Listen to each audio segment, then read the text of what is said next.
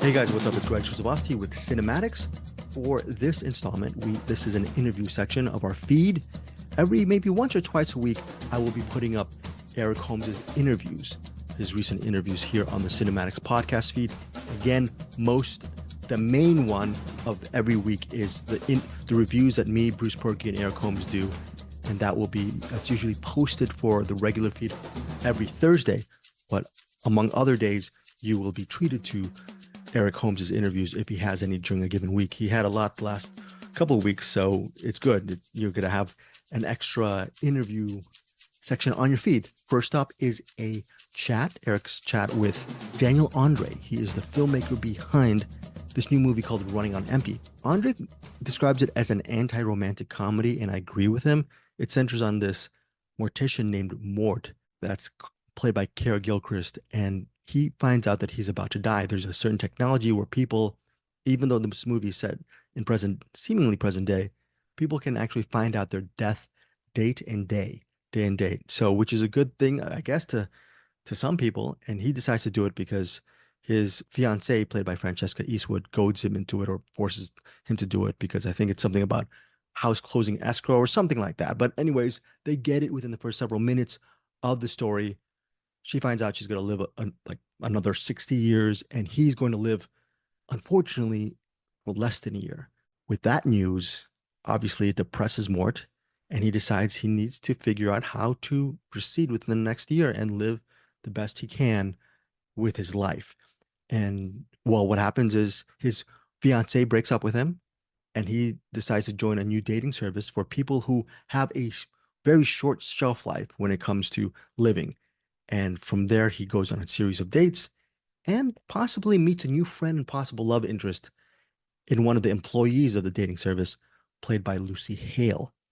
Okay, so Lucy Hale and Kara Gilchrist are the main characters in the movie, and the ensemble includes Jim Gaffigan from Linoleum. He plays the uncle of Mort, and Mort, again, is a mortician, and he works for his uncle. His uncle is helping run the family business. They have a funeral home, and they have a really interesting twist on how they run the funeral home, where they give people the corpses their final wish. So, for example, if, knock on wood, if I pass away and I wanted to hire this funeral home where this was in my will, maybe they would put my corpse on a microphone, a Zoom H1N, and a MacBook, and that would be my final resting. It wouldn't be my final resting home, but Mort would actually just, considers himself an artist. He would just put things together and take a couple of pictures, and you'd see Greg being dead in front of, or seemingly alive, in front of headphones and a mic and a Zoom and a MacBook. So it's really cool how they do it. So there's some funny bits about it in the movie. The film is seemingly a light comedy, and it is, but I really appreciated how Daniel Andre did not sugarcoat the story, and it wasn't saccharine or sugary, any of that stuff. So it was a really good, well done film. And you're wondering, if Mort, did something happen medically wrong? Is Mort going to live at the end? What if he finds love with this Lucy Hale person? Are they going to live happily ever after, et cetera, et cetera? Let's just say that Running on Empty does not go the predictable route, and I appreciated that in Daniel Andre, who also wrote the screenplay. So that is the first interview that Eric has. The second one is a movie called The Mousetrap, which I haven't seen as of yet. It's available. Oh, by the way, Running on Empty is in theaters this weekend. It opened up August 9th, and it will come out on VOD August 27th. Now, The Mousetrap is currently it's not in theaters, but it's available on all TVOD, in all popular digital TVOD formats. And The Mousetrap centers on, essentially, it's a Mickey Mouse slasher. How can it be a Mickey Mouse slasher? Well, it's Mickey Mouse, specifically Steamboat Willie, went into the public domain as of January 1st, 2024, as I'm guessing. I think that's correct. And anyways, filmmakers Jamie Bailey and Simon Phillips, they banded together to make this movie called The Mousetrap. And yeah, it's weird because on IMDb it says Mickey's Mousetrap. Maybe that might be a former title, but on IMDb the full title is called The Mousetrap. It's a horror slasher with Mickey Mouse, aka Steamboat Willie. 80 minutes, The Mousetrap, and it's available on TVOD, and that's all you need to know. It's a Mickey Mouse slasher. So I'll read it off right now, the plot summary. It's Alex's 21st birthday, but she's stuck at the amusement arcade on a late shift, so her friends decide to surprise her. But a masked killer dressed as Mickey Mouse decides to play a game of his own with them, which she must survive. So that is a premise of The Mousetrap. Writer Simon Phillips and actor Simon Phillips, who, by the way, plays the masked Mickey Mouse, he talks to Eric Holmes about why he didn't direct this movie and why Jamie Bailey directed it instead. So we have some really good conversations about that. And he also talks to Eric about the issue about public domain and taking just advantage of the fact that, in a good way, because, taking advantage of Mickey Mouse and being in the public domain. And Simon Phillips also mentions that this is not a shot at Disney or Mickey Mouse. This movie he is an avid Disney Plus watcher. So yeah, so am I. So anyways, that is it. First one is a talk with Daniel André for Running on Empty. André wrote and directed the movie. The original title for Running on Empty was Mort in Sherman Oaks, which I thought was an awesome title. I have no idea why the powers that be decided to make it Running on Empty. I really love the movie. So would love to hear what you think about it. Maybe some of you won't see this in theaters.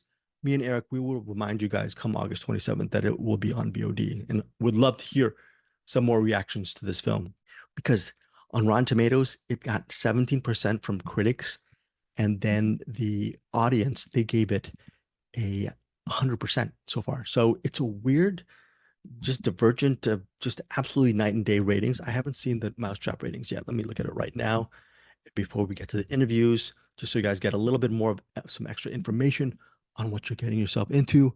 The Mousetrap on Rotten Tomatoes, 0% from critics. No, it's not 0%. There's no critics who actually reviewed it. Rotten Tomatoes critics reviewed the Mousetrap. No one did. There's no reviews up. Okay. But audience score is 26%. Okay. So I'll leave a link if you guys want to check out the Mousetrap. By the way, Eric Holmes gave this movie 3 stars. So yeah, talk to him about it. Tell him ask him at hamslime@gmail.com if the Mousetrap is worth spending a couple bucks and watching it on, well, see here, it's on Fandango at home, and I'm sure it's going to be, and it's available on Prime Video. So if you purchase or rent it on Prime Video, me, Eric, Bruce, and Anderson get a cut. So give it a shot. Tell us what you think of the Mousetrap. I am babbling too much. Here are the interviews. Daniel André first for Running on Empty, and then the Mousetrap filmmaker, actor, writer, Simon Phillips. All right, guys, thanks again for supporting us here on CinemAddicts. We will be back this Thursday with a new episode of reviews. Take care. Bye. Well, I'm here with the writer-director Daniel André for Running on Empty. Yeah, this was a really fun movie. It was kind of a romantic comedy, a dark, very dark romantic comedy, I must say. I guess what was the inspiration on this? So it's strange. I've had to sort of pick apart and figure out like where this came from. And it kind of stems off of I wouldn't say it's a fascination with death, more of a healthy fear of death I probably always had since I was a child, like most people. And so I've always been interested in sort of trying to combat that fear through art in some way. And I did a short film years ago that was about a gentleman who gets a job picking up dead bodies and taking them to the morgue or to the hospital or wherever they needed to go. And that was a drama. But I wanted to do something that was more comedic, like a dark comedy. It was, a lot of the influences were a lot of the 80s, kind of like Scorsese, After Hours, Night Shift. Punch Drunk Love was a more early one. But I just thought it was a really fun thing to juxtapose death with romance. And then, interestingly enough, somebody had mentioned about sort of the sexuality aspects of the comedy aspects and where that came from. And it's weird. I don't know if people will bridge this gap, but it's kind of sexuality, like life comes from sex, which comes from sexuality. And that's essentially the opposite of death. So they're actually very, very similar in a way, or connected at least. Yeah, I got a lot of that from the character Mort, the mortician, which was a funny play. And yeah, you mentioned Punch Drunk Love. There was a certain shot with Mort and Kate, a side shot where they're like next in front of a window. Is that Yep. where that came from? All right, yeah. That was actually kind of on the fly. That was just me and my DP Matt Clammer. It's we shot it in, I think it's under 20 days. So we didn't have a lot of time. So a lot of it was just kind of being on our feet and being as creative as we could on the day and on the spot. And I think that was one of them. Yeah. But that one actually, for me, I think that one, while we were setting it up, I was thinking more of not so much story-wise or theme-wise, but I think there are some influences like Wes Anderson kind of shots, stuff like that. All right. And so when you write a story like this, because it's not real plot heavy, it's more of more like hanging out with the characters. When you're writing, so like when you're writing, say, a heist movie or a murder mystery, your true north is the plot. You go from one thing to the next thing. But with something like this, it's more of a hangout movie, for lack of a better term. What's your true north when you're writing this, so the story doesn't get out of hand? God, I don't even know if I could answer that right now, because for me, I mean, it's all about the creative process, and less about even structure sometimes. Of course, I need to, I'll do an outline and make sure we have all the pieces and we're going from A to B to C, all the way to Z. But for this one in particular, I kind of, it was a purposeful thing to make it, in a sense, sort of like you were saying, like a hangout movie, to see where this is going versus like structure and plot. And again, that was kind of purposeful to a throwback to like After Hours, the Scorsese movie from the 80s, which is one of my favorites, where you just kind of sit and you're like, what is going to happen to this guy? Where is this guy going? How is he going to get to here? What is the purpose of that? And for me, that was kind of what this kind of film was a let's just see what happens, and not have any preconceived notions, and just kind of have fun and come along for the ride type of thing. All right. And with I also like to say it's also kind of an anti-romantic comedy, and that was kind of more what I think I was going for. And then, of course, when you get into the sort of whole process of it with other companies and producers and whatever, everybody wants to push it as much towards like a traditional rom-com, but I still think it kind of held up in that sense of being an anti kind of rom-com. Well, what was the anti thing? Because I thought that Mort and Kate's kind of relationship was incredibly romantic, and even Mort's kind of outlook on life, like the whole thing of when you die, aren't you afraid? No, I wasn't alive before I was born, so it's like not being born yet. Like there's a bunch of romance, not your typical romance, but there's certainly some romance in there. Yeah. Well, what's interesting, and I think, this is kind of just in my head, but originally I had this kind of idea for Kate, and it's still hinted in there a little bit. If you notice at the end with the montage, there's a difference with Kate, and that same gentleman also going on dates with the same women that he was on. And sort of the story behind that, and the true meaning of that, where it came from, is that at one point I was considering having Kate be more like a surrogate girlfriend to those who don't have much time left. It's almost like it was less about love for her and about like helping this person get to the end of their life in the happiest, most positive way. And if that is romantic or if it's whatever, that's kind of who she was as a person. And so at the end, you see her with a different gentleman, alluding to maybe she's done this before. So that, to me, I guess that's why I kind of still stick with the anti-rom-com. And also, too, I just, if you're going to do something, whether it's a rom-com or a heist movie, you should do it a little bit different than it's been done before. Well, you nailed that aspect for sure. Not least of which is just Mort's kind of a disposition in general. It's like, because it was weird, because like he goes to so he finds out his death day, and then he goes to a dating service to match people up with similar death days, which, by the way, awesome concept. But he doesn't seem like a guy that really wants a girlfriend. He seems more curious about it than like something that drives him, and that's not something I usually see in characters like that. Yeah, I mean, I think obviously to be in I have actually met morticians who are completely cool, like normal people you never think they were, but I have met some who are just a little socially awkward, maybe on the spectrum. And that was kind of the route that I kind of wanted to go with this character. And it was sort of just his indifference to life in general. And that was my projection of how one might get if that's sort of your life is sort of dealing with people who have passed on. And you're kind of so aware of the limitation of our lives. All right. And then also you got Jim Gaffigan in this, and I've noticed with Jim Gaffigan, he picks bangers. Like he's been in a bunch of indie movies, and everyone I've seen him in is really great. So when I saw he was going to be in this, like my first thought is, oh, this is probably going to be real good. And then I watched it, and it was real good. But was it like Thanks. getting the cast together?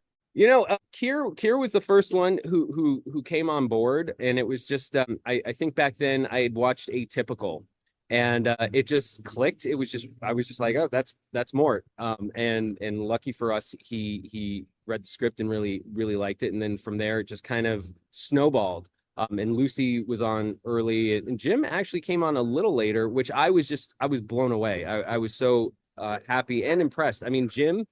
I don't know if a lot of people talk about this, but Jim is in my opinion, I think is on his way to being an excellent dramatic actor someday.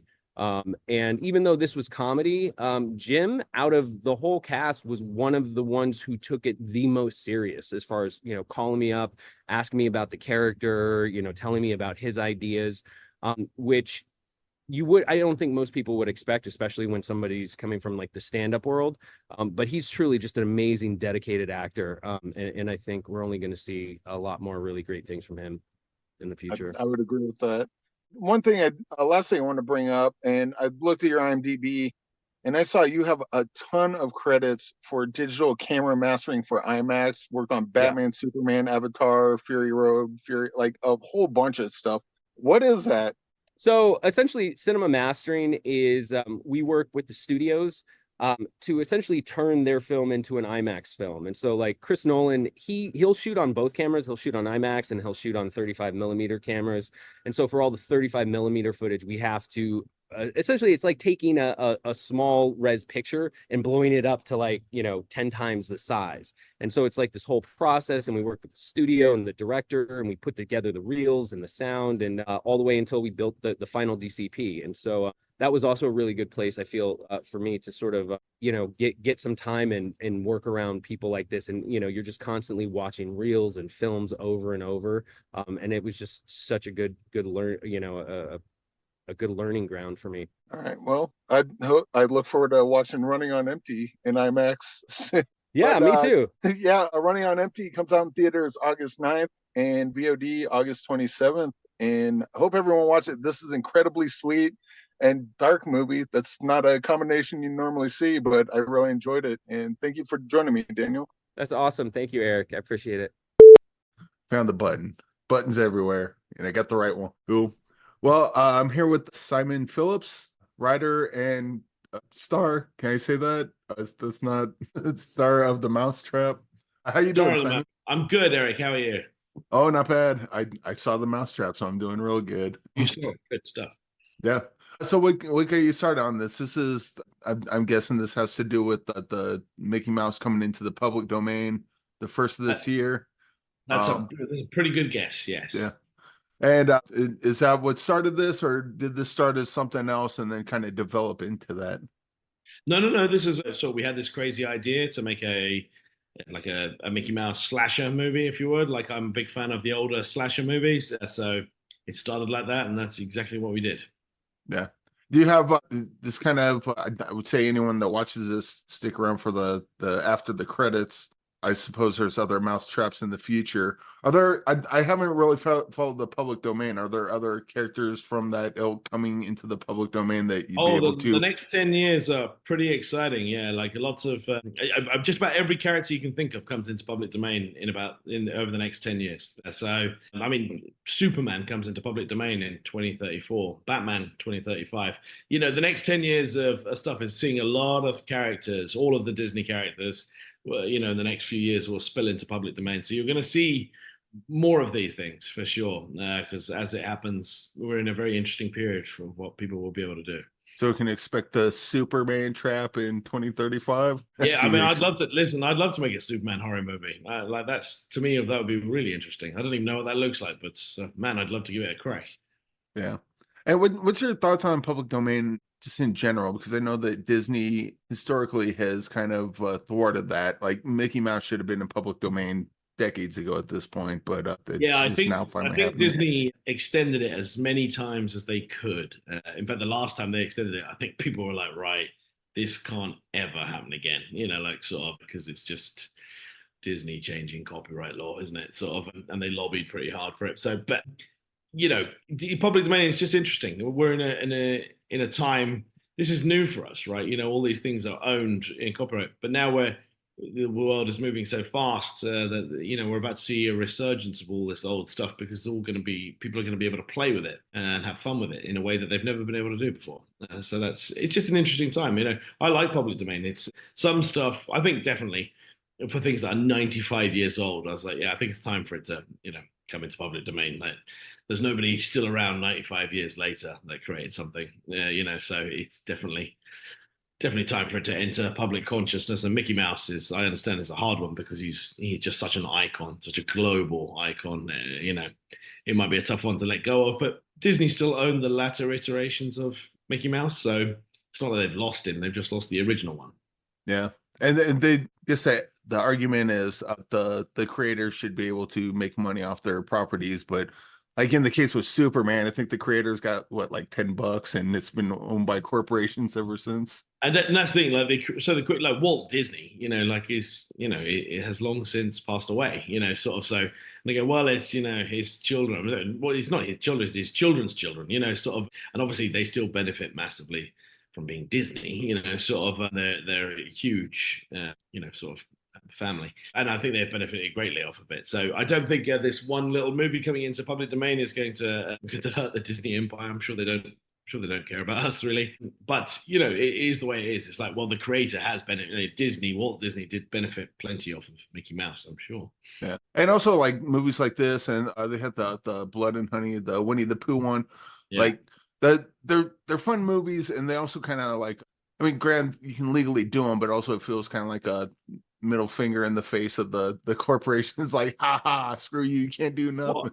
Well, I like Disney. I've got Disney Plus. I watch everything Disney makes. So like I consider myself a pretty loyal Disney customer actually. So I was like, I don't hate Disney at all. I was like, I enjoy it. I just also enjoy doing this because I like making horror movies. So it's my way of enjoying it. But they didn't lose me just because I made a movie. They didn't lose me as a customer. I'll still watch it whatever Disney make next. Yeah. Well, yeah, I guess you did have that at the beginning, the opening generic space crawl, as you called it, I believe. Generic space crawl is good, isn't it? Yeah. Oh. Although James Bailey came up with that, but I think that sets the tone up for exactly what we did. Yeah, I was rolling as soon as I saw that. I'm like, oh, we're doing this now. Cool, I'm in. Yeah, I liked that. So like looking at your IMDb, like what jazzes you up the most about making movies? Like what gets you like, ooh, I can't wait to do this? Oh, well, it's just, I've been very lucky, Eric, because I'm effectively a child. Remember, I play dress up for a living. So this is, that's my job. I don't do any other job. I just do this. So I'm very lucky to be able to make a living at that. There are lots of actors out there that work hard, but don't work enough, I guess, to make a living out of it. So I consider myself very lucky being able to do the job I do. Yeah. And it looks like you've done a United States of Horror chapter 1, 2, and 3. Like what are those? Because they seem interesting. They're a collection of so every state in America, it's a collection, like an anthology of short horror films, and we put them all together under the United States of Horror. So I oversaw that with Paul Tanter, another producer on it, and we managed to get a horror movie out of every state in America. So that was a great fun project finding those filmmakers, and we had to. There was so much movies, we had to split it over 3 chapters. Nice. Where can one find those? Oh, they're on in the States. I believe they're on Amazon Prime or Tubi. I'm not sure. I'm in Canada, so sorry, I don't have the access to the same things you guys have. I'll have to I'll have to watch those and see what you do with Nebraska and Colorado specifically. That'll be fun. I can't remember what theirs, but the Nebraska and Colorado are there for sure. So yeah, I can't remember which ones are which. I remember all the movies, but there's quite a lot to remember. And also, you're a writer. What determines whether you're going to direct what you write and whether someone else is going to direct what you write? Is it just whoever does that, or sometimes you write something that's like, this might be better in your hands, or this fits more your sensibilities? It's project by project, right? Every movie is different. Like for instance, on The Mousetrap, I knew that I was going to be Mickey Mouse, which means that somebody else needs to direct because it would be too much work for one person. But in other movies, if I write it, maybe I'm not going. Maybe there's not my acting. I'm not acting in it, so.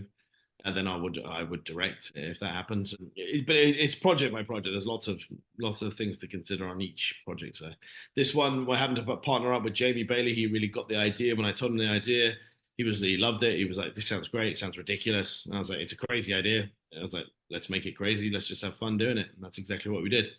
What do you do as a director? Because like I've seen directors direct movies that they're acting in, and I don't know what exactly a director does on set, but it seems like it'd just be too much work, as you mentioned. But like, what are you losing if you're directing and acting at the same time? Well, you're acting in it, so you're on the front of the camera, whereas director is behind the camera. So, and he can see things as they happen. So, whereas if you're in front of the camera, what you have to do is every time you film something, you have to go back and then watch it and get them to sort of go, "Can you show me that?" And that delays every day, sort of because you have to do that for every single shot you take. So, because otherwise you don't really see what's happening. Also, in this particular movie, I'm wearing a mask, so it's very hard to see what the other actors are doing. Sort of because I have the mask on. So that's again, it slows you down. So it's why if you have a partner, like creatively, so mine was Jamie Bailey on this, the director, who gets the idea. It's so much easier for you just to trust that they know exactly what it is that we're making and what it is you want, and that's how Jamie executes his idea. He has the same idea. He has the same. Jamie came up with that space scroll at the beginning. He kind of knew the tone of the movie we were making. That's more important than anything else. Yeah. So it sounds like kind of like playing drums and singing. You can do both, but one or both are going to suffer as a result. Yeah, you will get less out of one process. So as long as you've got someone that you trust to play the drums, then if you know what I mean, then you just be the singer. That's the trait, because overall it raises the whole thing. Yeah. And writing, like, my God, you've written so much. Like, how many project, like, what gets you started when writing a project?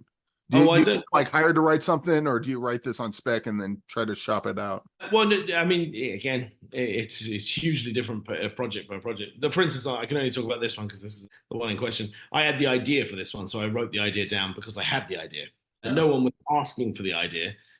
But I believed that I did believe on this one that it would have a commercial backbone, and they were like, "Well, Disney might sue you," and you're like, "Okay," but if they didn't sue Winnie the Pooh, so, and that was the same sort of dropped into public domain. What would they sue you for? With copyright infringements. Yeah, but it's in the public domain, so like how? No, you can still get, well, there's trademark infringement and stuff like that as well. There's copyright and trademark are two different things. I mean, you just have to know a bit about what it is, how those things work. But I was confident that it wouldn't happen because I knew what we were doing. Yeah, those poor little guys. Disney, they're always getting trampled over. That just seems like childish. Anyway, yeah, sorry, but we had a what's in the box segment, but we don't really anymore. But still like to ask, like, what are some movies that you like that maybe are personal, or a movie that you think is really good but no one talks about? I mean, my favorite movie ever is a movie by Luc Besson called Leon the Professional. Which is about like a hitman and stuff like that. I don't know. I think people have forgotten it a lot, but it was Natalie Portman's first movie. Like, it was actually her debut. But I think it's a fantastic movie. It's still my favorite movie of all time. So, I mean, that's one. It doesn't get the notoriety I think it deserves. Yeah, and also you got so many movies. Obviously, Mousetrap will be released across North America on TVOD and digital platforms August 6th, and on Blu-ray August 13th. So obviously, go check that out. But you got so many other projects. What are some things that you'd like to point people to that you've worked on? Well, just the Mousetrap right now, but later on this year, we've got another movie coming up called Silent Bites, which is a Christmas horror movie about a bunch of bank robbers that are trying to lay low in a motel. But also in the motel is a bunch of rather attractive female vampires. And it's a bit of a boys versus girls, men versus women horror movie on Christmas Eve. So that's quite fun. Well, you have me sold on vampires. Simon, thanks for joining me today. It's been awesome. Thank you so much for having me, Eric. And I hope everyone go check out the Mousetrap. It's an incredible amount of fun, and congratulations on it. Thank you so much. Cheers, Eric. All right.